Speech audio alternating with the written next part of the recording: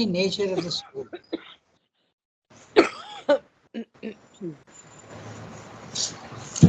It is the very nature of the soul or the psychic being to turn towards the divine truth as the sunflower to the sun. It accepts and clings to all that is divine or progressing towards divinity and draws back from all that is a perversion or a denial of it, from all that is false and undivine. Yet, the soul is at first but a spark, and then a little flame of Godhead, burning in the midst of a great darkness. For the most part of it is veiled in its inner sanctum, and to reveal itself, it has to call on the mind, the life force, and the physical consciousness and persuade them as best they can to express it. Ordinarily, it succeeds at most in suffering their outwardness with its inner light and modifying with its purifying finesse their dark obscurities or their coarser mixture. Even when there is a formed psychic being able to express itself with some directness in life, it is still in all but a few smaller portion of the being, no bigger in the mass of the body than the thumb of a man. Was the image used by the ancient seers, and it is not always able to prevail against the obscurity or ignorant smallness of the physical consciousness, the mistaken sureness of the mind, or the arrogance and vehemence of the vital nature. This soul is obliged to accept the human mental, emotive, sensational life as it is, its relations, its activities, its cherished forms and figures. It has to labor to disengage and increase the divine element in all this relative truth mixed with a continual falsifying error. This love turned to the uses of the animal body or the satisfaction of the vital ego. This life of in average manhood, shot with rare and plain pale glimpses of Godhead and the darker luridities of the demon and the brute.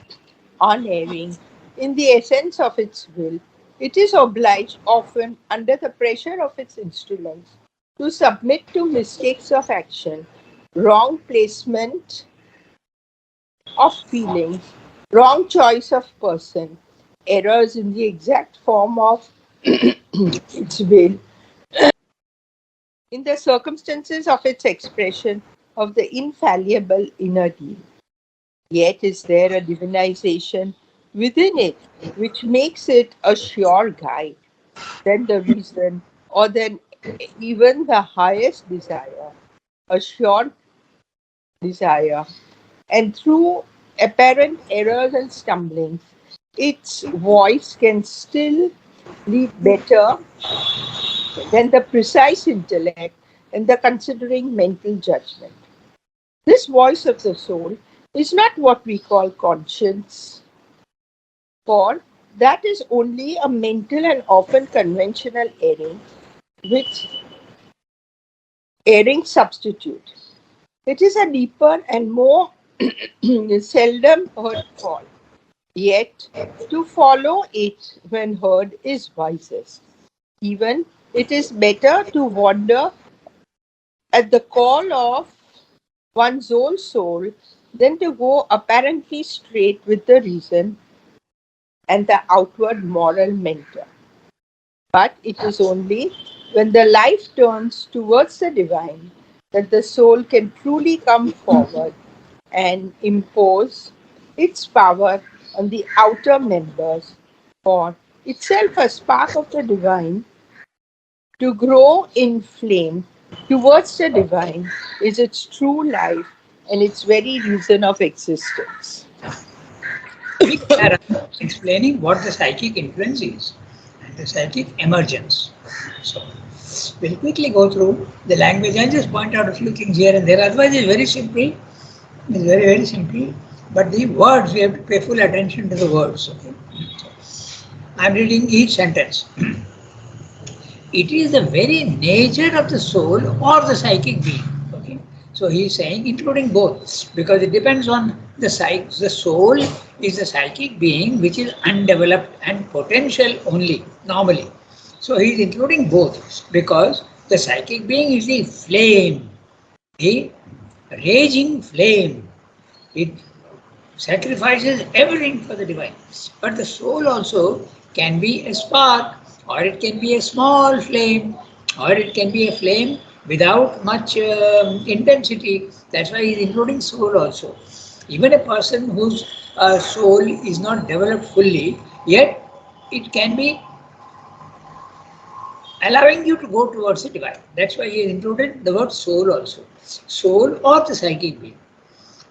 That means again, he is so careful about the gradations, right from the undeveloped psychic being, which is the soul, to the developed psychic being, to turn towards the divine truth as a sunflower to the sun. The sunflower is always facing the sun. In the east, it is facing the east in the morning, afternoon it goes, and then evening it turns towards the. I did not know whether this is a fact or not, but I asked many people in the gardens and they said, yes, that does happen. The sunflower is always turning to the sun. So, exactly the psychic being is like that. There is no thought in the psychic being, but if you do something wrong, it will catch you by the neck and make you correct it. Okay? It's like that. It can happen in many, many interesting ways. Suppose you have suddenly a wrong thought comes in or something, you will immediately be told that this is a wrong movement. Okay, so it's very interesting. It accepts the soul or the psychic. It accepts and clings to all that is divine or progressing towards the divinity. There again, he has given a gradation. Even that which is taking you towards the divine and not away from the divine is part of the psychic being. Psychic beings emerging into the outer nature and draws back from all that is a perversion or a denial of it. There will be a going back. You will not be able to do it. The psychic will refuse you to do something wrong from all that is false and undivine. Okay. Yet the soul is at first but a spark, and then a little flame of Godhead burning in the midst of a great darkness. So, when the psychic being emerges, it is not a spark or it is not even a little flame, it's a raging fire. It actually purifies you. It's a fire, you can feel it in the body also. A flame of Godhead burning in the midst of a great darkness. For the most part, it is veiled in its inner sanctum, very deep inside first of all, there is the outer vital, the upper vital, the higher vital also is pure.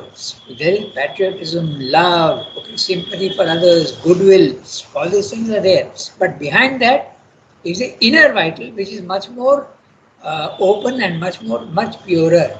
But behind that, deep inside, even in the third layer, first layer, surface vital, second layer, inner vital. Third layer, deep inside, is the psychic being, very deep inside. So it is there and it is veiled in its inner sanctum. Sanctum, every temple, the idol is kept in the sanctum, and usually it is deep inside. And if you have gone to temples, I normally don't like to go to temples, but whenever I have gone, I have seen that the sanctum is very deep inside and it is dark. And the symbol is, the idol is there of the divinity. It is a symbol of the psychic being sitting deep inside you, inner sanctum. And the innermost is the sanctum sanctorum, what they call it. So it is to reveal itself. And to reveal itself, it has to call on the mind, the life force and the physical consciousness and persuade them as best as they can to express it. It has to appeal to the mind, become pure, get rid of wrong thoughts. It has to appeal to the life force. Don't get petty desires and wrong movements, get rid of them. When the psyche comes over, this is what it makes you do. Even the physical actions also are made pure. The other day we discussed physical consciousness and body consciousness. Yeah? So remember, physical consciousness is something much larger. It is the physical consciousness can be there in the mind, it can also be there in the vital. But the body consciousness is there only in the body. The body itself feels conscious. And we have given many examples the other day. Coughing, sneezing, the eyes winking, okay, and the hunger, all these are because of the body consciousness, nothing to do with the mind. Okay? The body itself is telling you to do all these things. And the best example is that it repairs itself. If there's a cut in the body, you don't have to think about it. The body itself repairs it. There's so many other examples of body consciousness. The kidneys purify your blood. You don't do it, but the kidneys know what to do. It is very intelligently removing all the poisons from the blood and putting the pure blood back into circulation. Your lungs also are doing the same. It is taking in oxygen and throwing out the carbon dioxide. So this is the body consciousness. Nothing to do with the mind or the vital. Pure body consciousness, which is not the physical consciousness. Physical consciousness is your consciousness which is affected by the darkness of the body. That is the physical consciousness. It is there everywhere, all around you. Body consciousness is only a small part of the physical consciousness. And when that physical consciousness becomes pure, the physicality gets less and it becomes pure and transparent.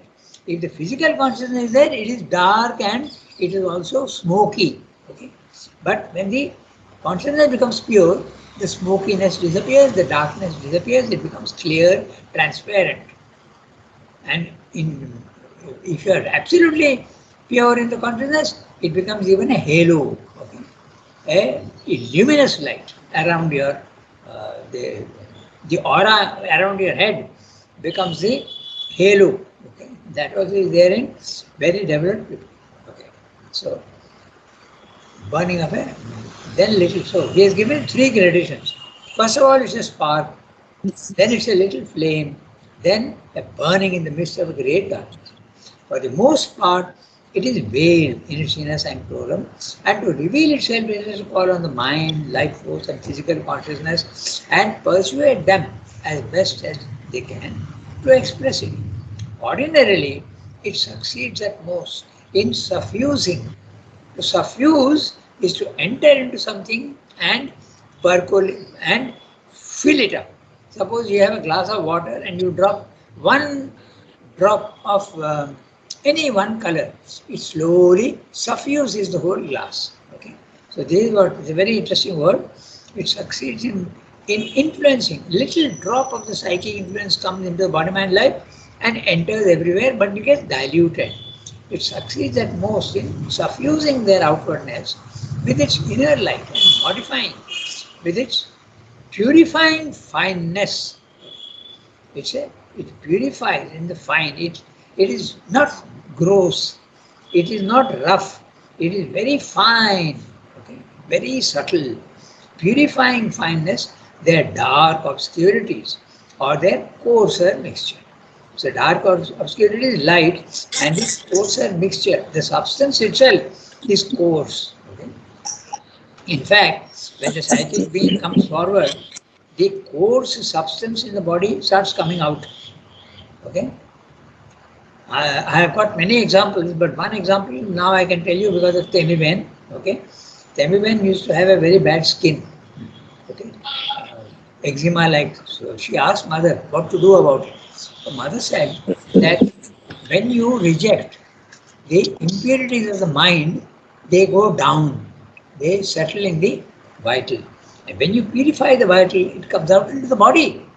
And when you remove it from the body, where does it go? It goes into the subconscious and inconscient, finally. So all that you have been through all your lives is stored in your inconscious. You can recover it. You know what you have been at some point in life. It's like, if you clean a room, the dirt doesn't disappear. Nah? It is put into a dustbin. The dustbin is the subconscious in the individual. Okay? That's what happens. That which exists once never goes out of existence. It is put somewhere else. That is the thing. So, this is what he's saying, coarser mixture. I go to the next sentence. Even when, May I ask a question? yes, go ahead. You talked about the aura Yes, around the head and all. yes. So when you saw Mother and Sri Aurobindo, could Ah, you see an aura around their head? no, not me, because I was impure. I still am. But if you are pure of consciousness, you will see the aura. Okay? You will see the aura. I can tell you a very interesting story. When somebody from Baroda was printing mm, Champaklal's book, okay, and they wanted to put a picture of Champaklal, and they brought a photograph which had got a halo, a round circle around his head. And I was in the press at that time, and they said, "We want to print this picture." So then I told them that even if it is true, the ashram should not do that, because it will be some sort of glorifying itself. First of all, we glorify Mother and Sri Aurobindo. There's no need to do that. They stand by themselves. But you are now glorifying the second generation of spiritual men. So that is not something to be done. They got very angry with me, and they told me it has come in the photograph. We have not added it. It has come in the photograph. I said, even if it has come in the photograph, that photograph should not be used. So they went and reported to Nirodha. And Nirodha called me and said, "What? Why are you refusing to print that picture?" Then I told him that, "Nirodha, do we want to advertise our own greatness?" So he saw the point and he said, "You are absolutely right." And he told those people that, "No, don't do that." So the aura can be seen when you are pure. The aura is there for everybody, na? But it's not a luminous aura around the head. It is there all around you, 1 centimeter, all over your body. When you are sleeping, it becomes even smaller. And when you are active, it becomes slightly larger. But those who are spiritually developed, it becomes a luminous, quite a large it becomes. In fact, sometimes it can go even 100 meters. Mother said that her aura goes right up to the lake. Imagine, 7 kilometers. So all those who are in that aura are protected by her. Willy-nilly, whether you want it or not, you are protected. She used that. She said, "My aura goes right up to the lake." And Sri Aurobindo aura, she also felt it when she was entering from in the boat from Sri Lanka, first time when she was coming. So that's the aura. But everybody can't see it. Only when you are pure, you don't see it. I certainly did not see. Making the record very clear. Okay? So, only if you are pure, you will see that. Okay. Now, I continue with the, even when there is a formed psychic being, formed means absolutely clear and developed, able to express itself with some directness in life, it is still in all but a few, a smaller portion of the being, no bigger in the mass of the body than the thumb of a man. The image used in the Upanishads, Angustamatra Purusha, was the image used by the ancient seers. And it is not always able to prevail against the obscurity or ignorant smallness of the physical consciousness. The mistaken sureness of the mind. Now look at that. Even when you are sure of something, there's a nature of the mind. People who are ignorant insist on their um, on their opinion, and they feel that it's right.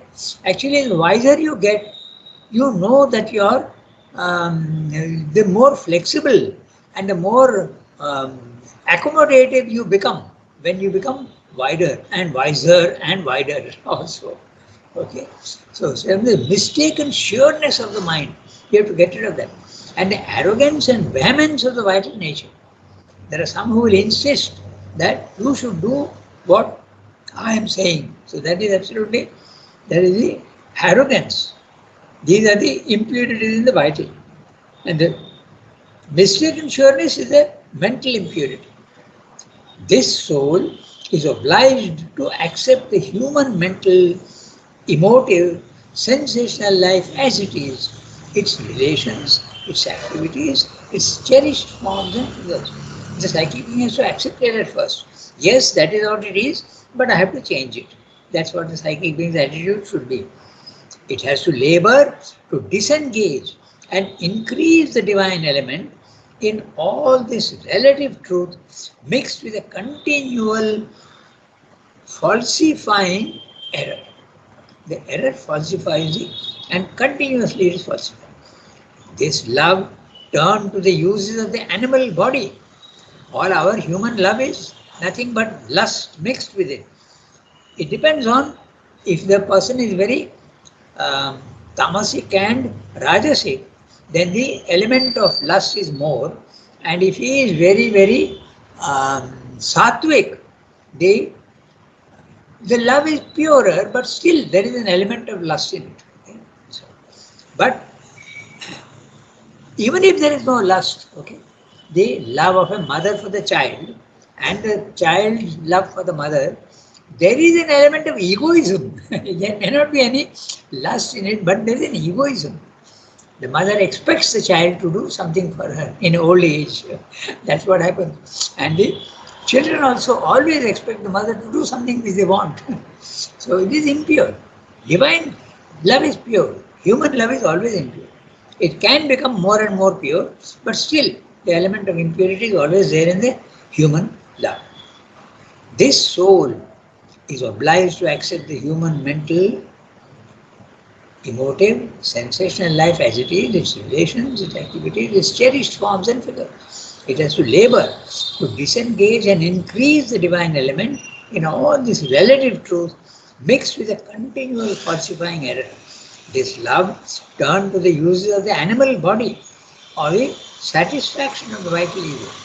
This life of an average manhood, shot with rare and pale glimpses of Godhead and the darker luridities of the demon and the brute. The word luridity is very interesting. Okay, it is shining with an unnatural red glow as of fire seen through smoke. It's not a pure glow, it's a reddish glow, but seen through smoke. That's a lurid. Something unhealthy about it. Okay, lurid of the demon and the brute. Unerring in the essence of its will, the psychic being, it is obliged, often under the pressure of its instruments. Which are the instruments? Body, mind, life. To submit to mistakes of action, you do wrong things, wrong placement of feeling, wrong choice of person. We sometimes associate with people with whom you should not associate. Okay?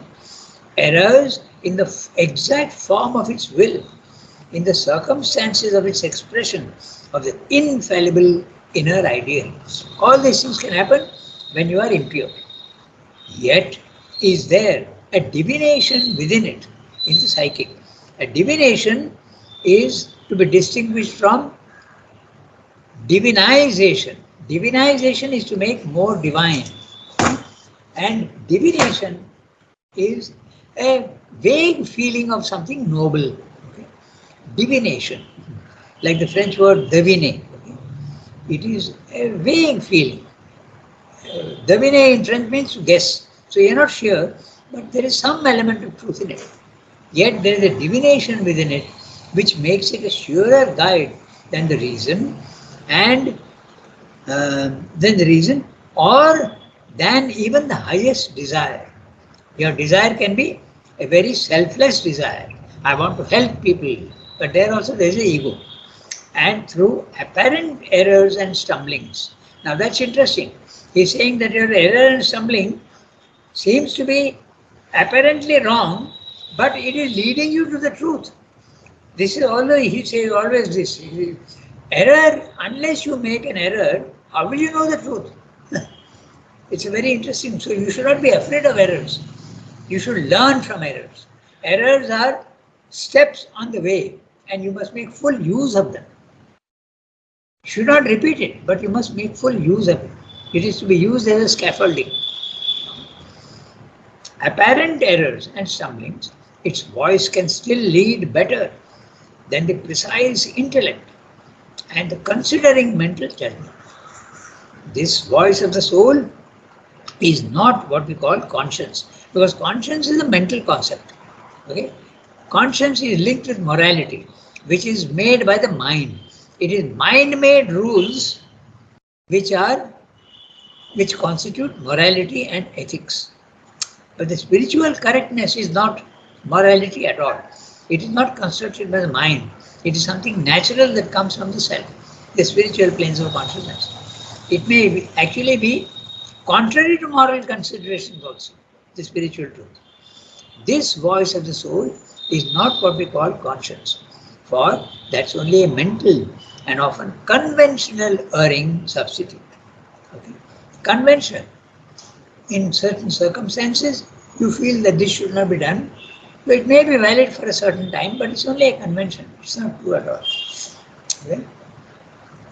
It's a deeper and more seldom heard call. One good example of a conventional thing is monogamy. Okay, it's considered a very high state, very good. Okay, it is good at its own level, but that's not the ultimate truth.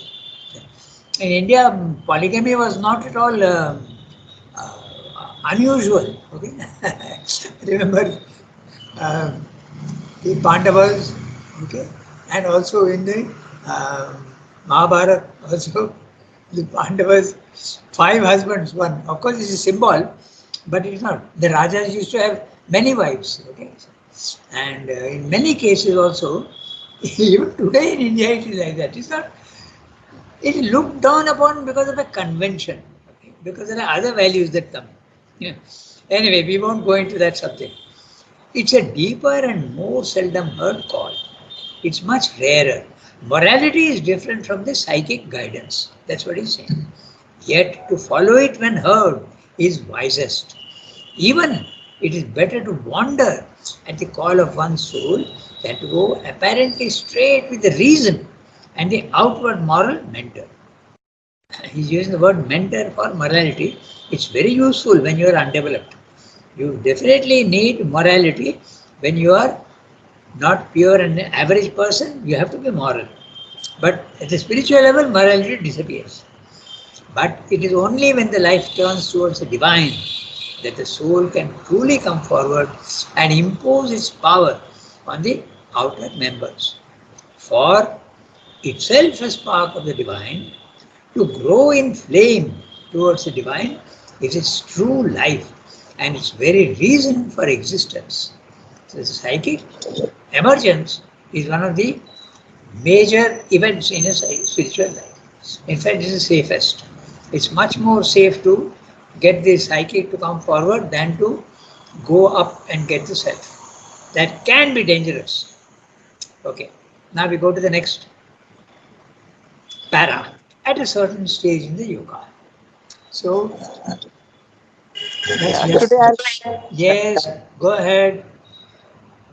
at a certain stage in the yoga, when the mind is sufficiently quieted and no longer supports itself at every step on the sufficiency of its mental certitudes, when the vital has been steadied and subdued, and is no longer constantly insistent on its own rash will, demand, and desire, when the physical has been sufficiently altered not to bury altogether the inner plane under the mass of its outwardness, obscurity, or inertia, an inmost being, fitted within and felt only in its rare influences, is able to come forward and illumine the rest and take up the lead of the sadhana.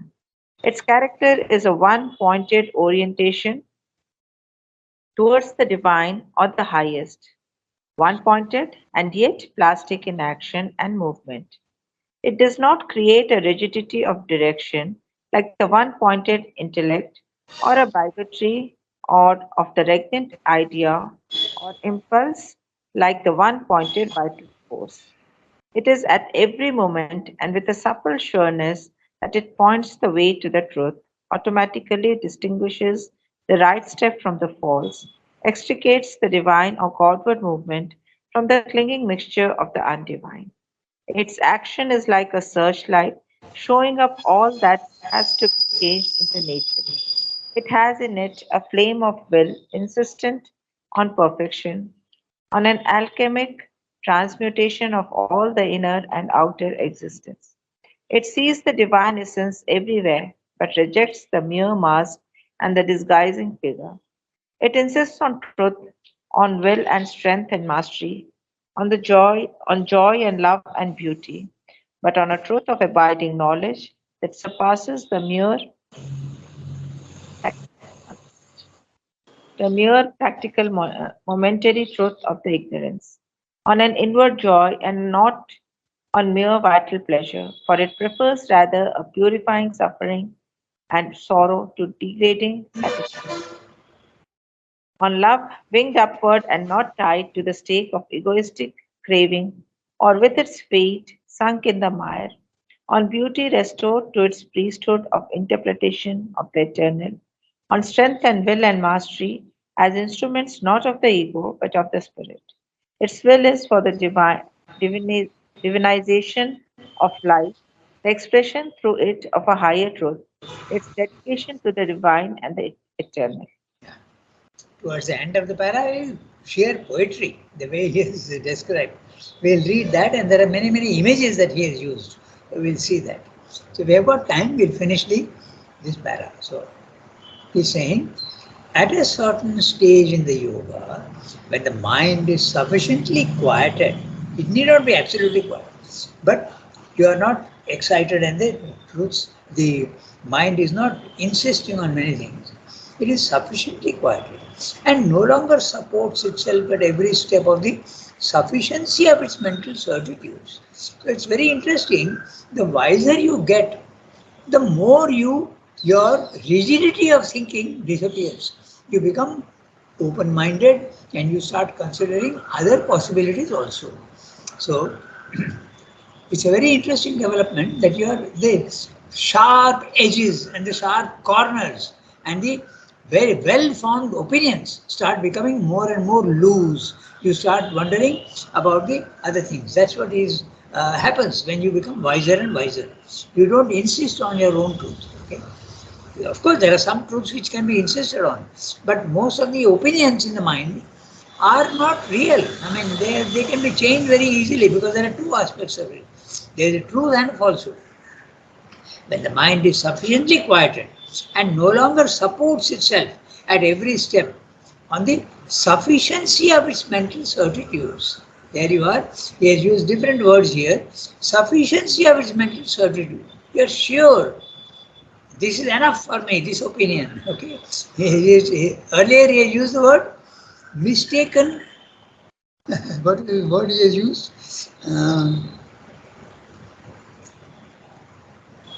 In the previous para, he has used a very interesting word, mistaken sureness.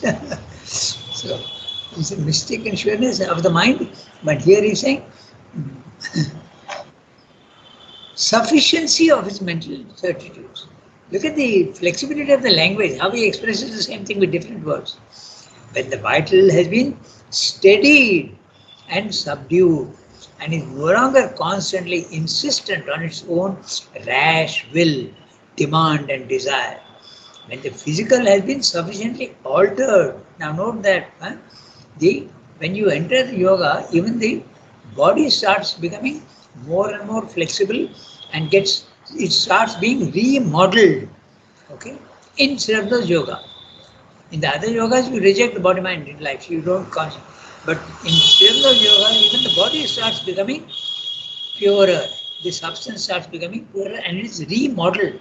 Like an old house with crumbling walls and dirty places, it is remodeled. Okay?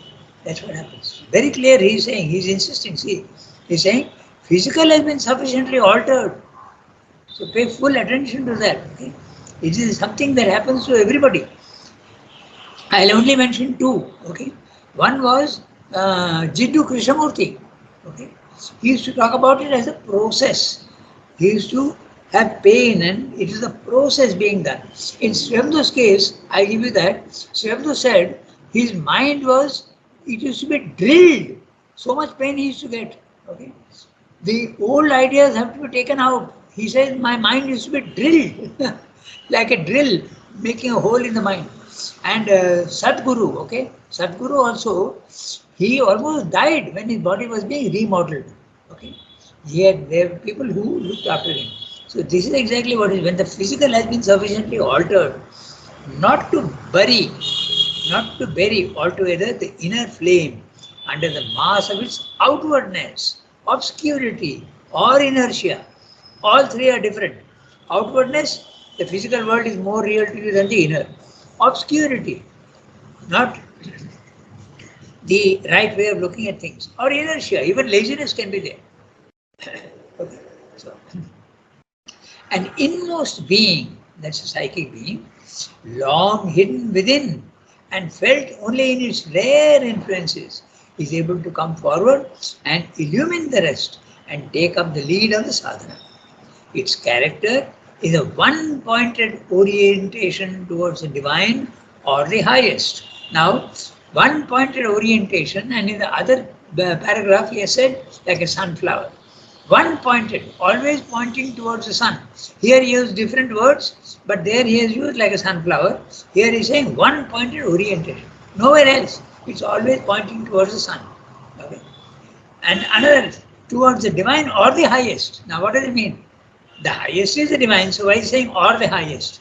When he says the divine, he means the personal aspect of the divine. And the highest is the impersonal aspect of the divine, very obviously. That's why he's including both. Don't think that, otherwise you would think divine is highest. So why is he saying or? I'm pointing out the language. So this is how we have to understand the divine personal, the highest impersonal, one-pointed and yet plastic in action and movement. It does not create a rigidity of direction like the one-pointed intellect or the bigotry of the regnant idea. So, a bigot is one, I've got a note on that, is a prejudiced person who is intolerant of any other opinion differing from his own.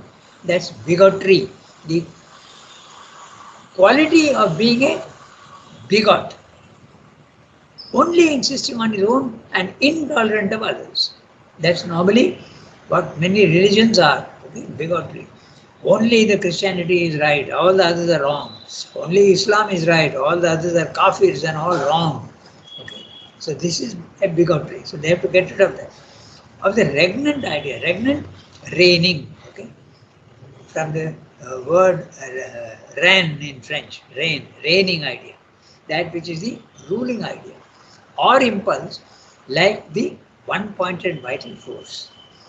It is at every moment and with a sure suppleness. Now look at that. Sure, but the surety is supple. Supple sureness. Supple sureness. It's a sureness which is supple. That it points the way to the truth. Automatically distinguishes the right step from the false, extricates the divine or the Godward movement from the clinging mixture of the undivine. So he has used the word extricate, which means that the good and the bad are always mixed. And you have to extricate, you have to separate the good from, is like separating the chaff from the grain. Yeah? So that's the word, extricate. His language is so precise. If you go into that, we'll see how beautiful it is. Inside men, always there is truth and falsehood mixture. The good and the bad, the evil and the good, always mixture is there. So you have to extricate the good, separate. Okay? It's like many colored strands of strings coming together, but you have to separate them all. You have to separate the red from the blue from the green. Then you have clarity. Okay? With a sure supply. Distinguishes the right from false, extricates the divine or Godward movement. Again, he is using two different things. Is a Godward movement not divine? Not yet. The divine is absolutely the divine, and the Godward movement is going towards the divine. That's why or Godward movement from the clinging mixture of the undivine. So three levels. First of all, there is at the bottom undivine, then there is a Godward movement in the middle, and it ends with the divine. Okay. So Sri is always giving you gradations. Its action is like a searchlight, showing up all that has to be changed in the nature. The psychic being immediately points out that this is wrong, that is right. Okay? It has in it a flame of will, insistent on perfection, on an alchemic transmutation of all the inner and outer existence. So, alchemic, again, he has used another image. It was thought at one time that the alchemy is the science of changing crude metals into gold. So that was the alchemic transmutation. All the lead of human nature can be turned into gold of divine nature, of all the inner and outer existence, inner and as well as outer. By the way, when you are changing your nature, it's the inner that gets changed first, and then the outer. And the outer is what Swami is insisting on. The other yogas don't insist on the outer. The outer can be rejected. The inner is the one that has to become pure. Okay?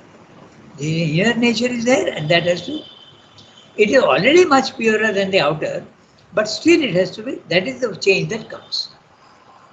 I remember one Westerner saying that Champaklal has been there in the ashram from so long, and yet why he gets so angry? He didn't know this principle that the outer does not get changed very easily, but the inner becomes pure. You can be a yogi, a very high level of yogi you can be, but with the outer nature being imperfect. Okay, so that's what the word extricate always points to that. Okay, you see, alchemic transformation of the inner and the outer. It sees the divine essence everywhere, but rejects the mere mask and the disguising figure. It insists on it insists on truth, on will and strength and mastery, on joy and love and beauty. Joy, love, and beauty are three things which are always there in the psyche. And they are always linked together, they go together. Joy, love, and beauty. Even at our level, these three are always there. When one is in love, one sees beauty and there is also a joy. And when there is beauty, you see also love can be born and joy. Joy is definitely there in beauty, but love also can come. But on a truth of abiding knowledge that surpasses the mere practical momentary truth of the ignorance. Now see that. Even in the ignorance, there can be a truth which is applicable in certain circumstances, but not forever. So again, clarity and precision of Srindu's language. On an inward joy and not on mere vital pleasure. For it prefers rather a purifying suffering and sorrow to degrading satisfactions. It makes a great difference. When you want to get rid of something, it can cause you a little bit of pain, there can be suffering. But still that is far superior to a degrading satisfaction. It pulls you down. On love, winged upward and not tied to the stake of egoistic craving or with its feet sunk in the mire. Two images. First of all, love winged upward and not tied to the stake of egoistic craving. Sometimes when your birds are, their wings are clipped and they are tied to a stake, okay, you can't fly.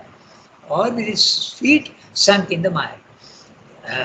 Quicksands and mixture of mud and water.